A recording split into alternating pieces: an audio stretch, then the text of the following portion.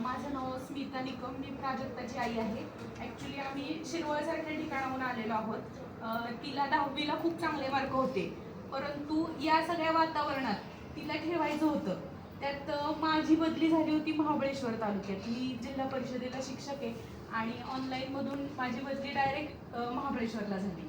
मग आता प्राजक्ताला ठेवायचं कुठं हे सगळे प्रश्न होते आणि विशेष म्हणजे ती एकटी राहिली 2 वर्ष. इथं सिटी प्राईडच्या इथं आम्ही एक फ्लॅट भाड्याने घेतला.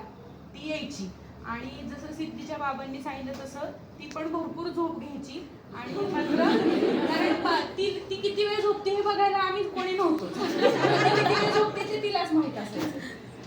तरी सुद्धा म्हणजे तिने तिचा अभ्यास केला दिवाळीपर्यंत. थोडं म्हणजे बोर्ड्स तिचे क्लिअर झाल्यानंतर ती सीईटीच्या अभ्यासाला लागली. थोडंसं तिने आधी केलं असतं तर कदाचित अजून हे झालं असतं. त्यामुळे एवढंच तिने जे सांगितलं ते की सीईटीचं सायमल्टेनियसली केलं तर जास्त फायदा होता आणि बोर्ड्सच्या बाबतीत प्रश्नच नाही. बोर्ड्स तर इथं व्यवस्थितच करून घेतात. आता प्राजक्ताला 92% पडलेले आहेत, 92.50 आणि मॅथ्समध्ये तिला 95 आहेत, केमिस्ट्रीत 91 आणि फिजिक्समध्ये 93 मार्क पडलेले आहेत. तिचं CS होतं त्याच्यामध्ये पण 193 पडलेले आहेत आणि केलाय तिच्या ह्यानीच केलेला अभ्यास आहे.